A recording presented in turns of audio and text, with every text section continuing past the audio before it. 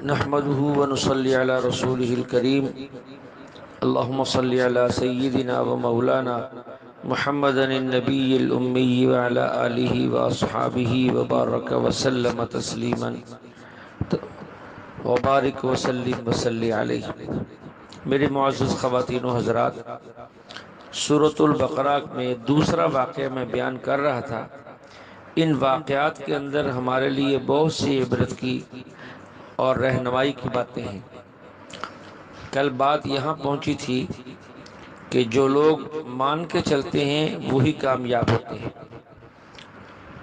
80,000 لوگوں کو لے کر اللہ کے نبی شموئیل علیہ السلام جہاد کے لیے نکلے اور منع کیا کہ راستے میں نہر سے پانی نہیں پینا، تو اکثر لوگوں نے پی لیا، بے ہمت ہو گئے۔ صرف 313 بچے حضرت طالوت کے ساتھ، جنہیں لے کر وہ آگے بڑھے۔ حضرت داؤد علیہ السلام اس زمانے میں چھوٹے بچے تھے، ابھی عمر بھی کم تھی اور ابھی نبوت بھی نہیں ملی تھی۔ تو یہ 313 جالوت کے مقابلے کے لیے نکلے۔ جالوت بڑا ظالم آدمی تھا، اور ظالم بھی تھا، بہادر بھی تھا۔ وہ ایسا آدمی تھا جو مقابلے میں اکیلا ہی نکلتا تھا اور کہا کرتا تھا کہ پہلے میں اکیلا لڑوں گا، پھر میری فوج بعد میں لڑے گی۔ شموئیل علیہ السلام اللہ کے نبی تھے۔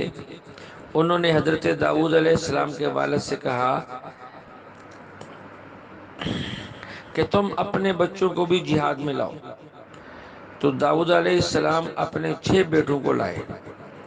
حضرت شموئیل علیہ السلام نے پوچھا کہ 7واں بیٹا کیوں نہیں لائے؟ ان کے والد نے کہا کہ داؤد کی عمر بھی چھوٹی ہے، قد بھی چھوٹا ہے، تو اسے جہاد میں لے جانے کا بظاہر کوئی فائدہ نہیں ہے۔ تو اللہ کے نبی نے کہا کہ نہیں، ان کو بھی لاؤ۔ تو داؤد علیہ السلام کے والد ان کو بھی لائے۔ جب لائے تو شموئیل علیہ السلام نے پوچھا بیٹا جہاد کرو گے؟ ان کا بالکل کروں گا۔ فرمایا کہ یہ لو تلوار اور چلو جہاد کے لیے۔ وہ چل پڑے۔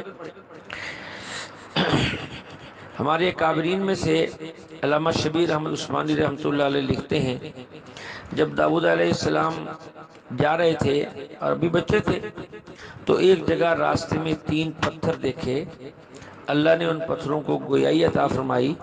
انہوں نے داؤد سے کہا کہ ہمیں اٹھا لو اور ہمیں مارنا وہاں جا کر، ہم جالوت کو مار دیں گے۔ یہ بات داؤد علیہ السلام نے سن لی۔ ابھی یہ نبی بھی نہیں تھے اور بڑے بھی نہیں تھے، بچے تھے۔ تو انہوں نے وہ پتھر اٹھا لیے۔ جب میدان میں صفیں سیدھی ہوئیں اور وہ جالوت مقابلے کے لیے اکیلا ہی نکلا، لوہے کے زروں سے پورا جسم اس کا چھپا ہوا تھا، سر پہ خوت تھا وہ بھی چھپا ہوا تھا، صرف پیشانی کی جگہ ننگی تھی۔ جب صفیں سیدھی ہوئیں، داؤد علیہ السلام چونکہ بچے تھے اور وہ پتھر بھی اٹھا کر لائے تھے، تو انہوں نے اپنی ایک رسی کے اندر جب اس پتھروں کو رکھ کر گھما کر پھینکا، تو وہ پتھر جا کر سیدھے جالوت کے ماتھے پر لگے اور سر کے پیچھے سے نکل گئے، جس سے جالوت گر گیا اور ان کا لشکر بھاگا۔ اللہ نے ان کو فتح عطا فرمائی۔ تو اس واقعے میں یہ بات بھی ہے، جب اللہ جل شانہ کسی کو فتح دینا چاہتے ہیں تو اللہ اسباب کے پابند نہیں ہے، بغیر اسباب کے بھی فتح عطا فرماتے ہیں۔ لیکن ایمان والوں کو چاہیے کہ وہ اللہ کے حکم ماننے کے لیے ہر وقت پختہ عزم کے ساتھ تیار رہیں۔ جب کہا جائے نکلو تو نکل پڑے، جب کہا جائے میدان میں آ جاؤ تو میدان میں آ جائیں، جب کہا جائے اللہ کی راہ میں خرچ کرو تو وہ تیار ہو جائیں۔ اب اس کے بعد اللہ کی مرضی کہ اللہ مقابلے کی نوبت لائیں یا بلا مقابلہ ہی اللہ فتح دے دے۔ اسی صورت کے اندر ایک اور واقعہ ہے حضرت ابراہیم علیہ السلام کا، 3 پارے کے شروع میں، الم تر الی الذی حاج ابراہیم فی ربہ ان آتاہ اللہ الملک اذ قال ابراہیم ربی الذی یحیی و یمیت قال انا احیی و امیت۔ یہ آخر تک آیت ہے۔ ابراہیم علیہ السلام کا نمرود سے مناظرہ ہو گیا۔ اس مناظرے کو اللہ نے قرآن پاک میں ذکر کیا ہے۔ بہت سے لوگ ہمارے عوام میں اور کچھ خواص میں بھی یہ کہہ دیتے ہیں جی مناظروں کا کیا فائدہ، کوئی فائدہ نہیں ہے، حالانکہ یہ غلط بات ہے۔ مناظروں کا فائدہ ہے، ہاں یوں تو کہا جائے کہ ہر جگہ فائدہ نہیں، لیکن ہر جگہ بے فائدہ ہے، یہ بات غلط ہے۔ ابراہیم علیہ السلام کا نمرود سے مناظرہ ہو گیا، کس بات پر؟ نمرود کا طریقہ کار یہ تھا، جب کوئی اس کے دربار میں جاتا تو اسے سجدہ کرتا۔ ابراہیم علیہ السلام گیا تو سجدہ نہیں کیا۔ نمرود نے پوچھا کیوں سجدہ نہیں کیا؟ ابراہیم علیہ السلام نے فرمایا میں تمہیں خدا ہی نہیں مانتا، تمہیں خدا مانوں تو سجدہ کروں۔ اس نے پوچھا خدا کیوں نہیں مانتا؟ ابراہیم علیہ السلام نے فرمایا خدا وہ ہے جو زندہ کرتا ہے، خدا وہ ہے جو مارتا ہے، تو نہ زندہ کر سکتا ہے نہ تو مار سکتا ہے۔ اب نمرود نے یہ بات سنی کہ یہ بات تو بڑی وزنی ہے، اگر میں نے جواب نہ دیا تو قوم تو بگڑ جائے گی، وہ بھی ساری ابراہیم کے پیچھے لگ جائے گی۔ تھا وہ بد دماغ آدمی، اس نے 2 قیدی بلوائے۔ ایک قیدی وہ تھا جس کے بری ہونے کا فیصلہ ہو چکا تھا، یعنی بے قصور ہونا اس کا ثابت ہو گیا تھا، سب کے سامنے اس کو قتل کروا دیا۔ اور جو قصوروار تھا جس کو سزائے موت کا فیصلہ ہو چکا تھا، اس کو رہا کر دیا اور کہنے لگا انا احیی و امید، میں بھی زندہ کرتا ہوں میں بھی مارتا ہوں، اس کو سزائے موت ہونی تھی میں نے اس کو زندہ کر دیا چھوڑ دیا، اور جس پر سزا نہیں تھی میں نے اس کو جو ہے مار دیا۔ اب اس نے ایسی بات کہی کہ جس سے عوام متاثر ہو گئی۔ اب مناظرے کے اندر یہ ہوتا ہے کہ مخالف فریق کے اثر کو زائل کرنا ہوتا ہے۔ ابراہیم علیہ السلام نے سوچا کہ اس نے جو بات کی ہے اس سے عوام تو متاثر ہوگی، اور یہ ایسا احمق ہے، نہ اس کو موت کا معنی آتا ہے نہ اس کو حیات کا معنی آتا ہے۔ عدم سے وجود اس کا نام حیات ہے، اور وجود سے عدم اس کا نام موت ہے۔ تو ابراہیم علیہ السلام نے اپنی دلیل نہیں بدلی بلکہ دلیل کا رخ بدلا۔ کامیاب مناظر وہ ہوتا ہے جو اس انداز سے بات کر جائے کہ سننے والے اس سے متاثر ہو جائیں اور اس کی بات کا اثر لیں۔ اس کی ایک مثال عرض کرتا ہوں۔ ہمارے بزرگوں میں، مشائخ میں، اہل علم میں حضرت مولانا علامہ ڈاکٹر خالد محمود صاحب رحمۃ اللہ علیہ، جو ابھی قریب میں اسی سال میں فوت ہوئے ہیں، اور مجھے ان سے اجازت حدیث بھی ہے۔ وفات سے 4 ماہ پہلے انہوں نے بذریعہ فون لندن سے مجھے اجازت حدیث دی، اللہ ان کو جزائے خیر دے۔ تو بہت بڑے عالم تھے، بڑے مناظر تھے، بہت سی کتابیں لکھی ہیں۔ لاہور کے اندر ایک مناظرہ تھا اہل بدعت کا مرزائیوں کے ساتھ، اور اہل بدعت کی مسجد ہی میں تھا۔ وہ جو اہل بدعت کا مناظر تھا، کسی وجہ سے، کسی مجبوری کی وجہ سے وہ نہ آ سکا، بیمار ہو گیا یا کچھ بھی ہوا، تو آنن فانن وہ لوگ حضرت علامہ صاحب کو گئے اور ان سے کہا کہ دیکھیں ہمارے چھوٹے چھوٹے جھگڑے اپنی جگہ پر، لیکن اس وقت جو ہمارا مقابلہ ہے وہ مرزائیوں سے ہے، تو مہربانی کریں، مناظرے کا وقت ہو گیا ہے، وہ لوگ آ چکے ہیں، تو آپ تشریف لے چلیں اور اس سے بات کریں۔ علامہ ڈاکٹر خالد محمود صاحب رحمۃ اللہ علیہ تشریف لے آئے، اور آ کر جو ہے مرزا غلام احمد قادیانی کی کتاب ازالت الاوہام کے حوالے دے کر مرزا کے خلاف دلائل پیش کرنے لگے۔ مرزائی مناظر بہت چالاک تھا، اس نے کہا کہ علامہ صاحب آپ آ تو گئے ہیں اور مناظرہ بھی شروع کر دیا ہے، کیا آپ نے مناظرے کی شرطیں پڑھی ہیں؟